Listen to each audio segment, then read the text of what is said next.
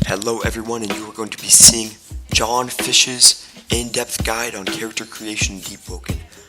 So basically, if you're new or returning, this can be probably good for you. I'm also pretty new to the game, so don't expect anything too much, but I'll be going pretty in-depth about everything in the character creator of Deepwoken.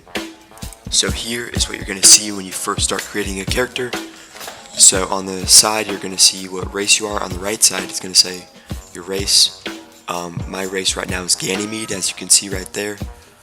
So it's just a random selection of races. I'll put them on screen right now. So here is every race in the game. I'll let you have a good look at them. There's 12 in total. They all have unique characteristics, which I'll show later, but first I'm going to show you the chances to unlock each one. So here I'll let you take a look.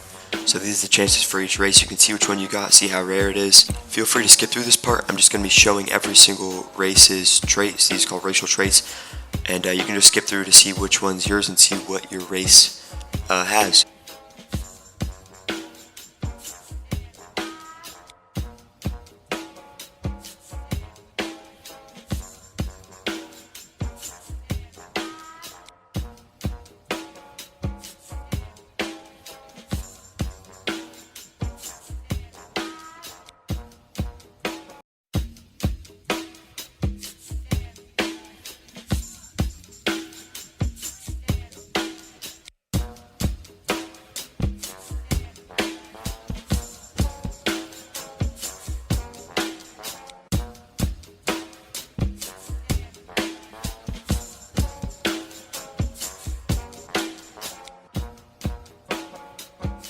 So that's all of the racial traits, and also if you want to purchase a reroll for your character, if you don't like your race, you can always reroll the race for 150 Robux. So now we have the customization, so you can change your body type, masculine, feminine, slim, large, medium sized.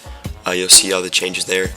So here is your racial variant. These little arrows will change it, and it'll basically just change like the color, how you look and stuff. And then you can change a slider. For my character, just the skin tone makes him darker when I go all the way forward. I believe all characters do that, but I'm not completely sure. Next, you have the list of names. Yeah, you can just pick a random name. At the top, there's masculine, feminine, neutral names. So just pick whatever name you want, honestly. There's just a bunch. First section is first name, second section is last name, and I believe different races have different last names to choose from. So yeah, just pick a name, and you'll get it. So now we're moving on, and we are going to go to face. This is just cosmetic for me. It changes what my eyes look like. For my race, it does this. So I want to have these eyes. They look kind of funny, make me look sad. But yeah, just click a bunch of random faces. You can see which one you want. I want these. Now I want to the second cosmetic thing, which is facial markings. So you can just click one. Oh, I'm scarred. I'm really hurt, and whatever. There's moles too. I just picked this one.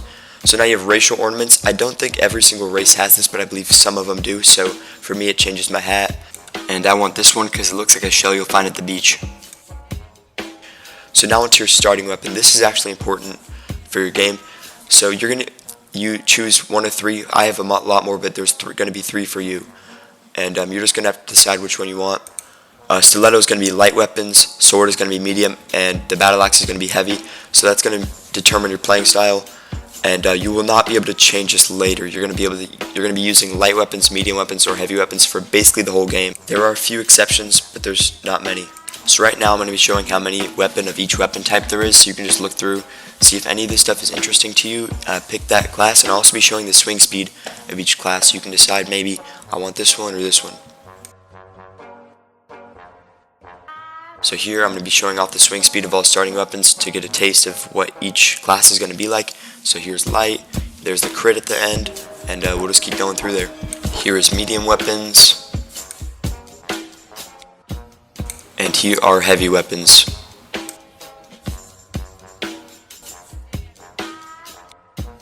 So now from that we're going to go into attunements. This is kind of like your magical power that you're going to be using, and there's 5 base ones, which are attunementless, flame charm, frost draw, thunder call, and gale breath.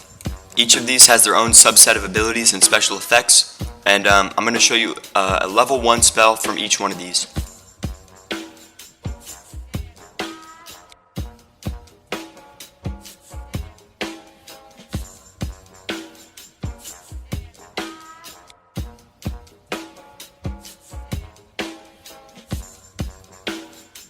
Next up here we have starting attributes. So this is basically like your point spread for like an RPG.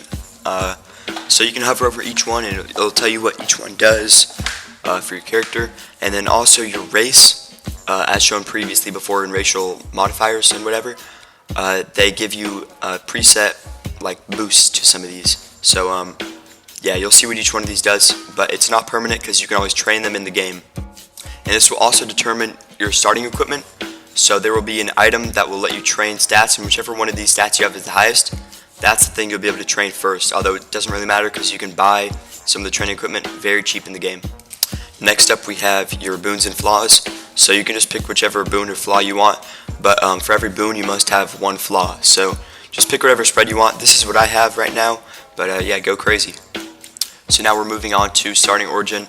So these are the places that you're going to be able to start. You're only going to have 2 of them unlocked.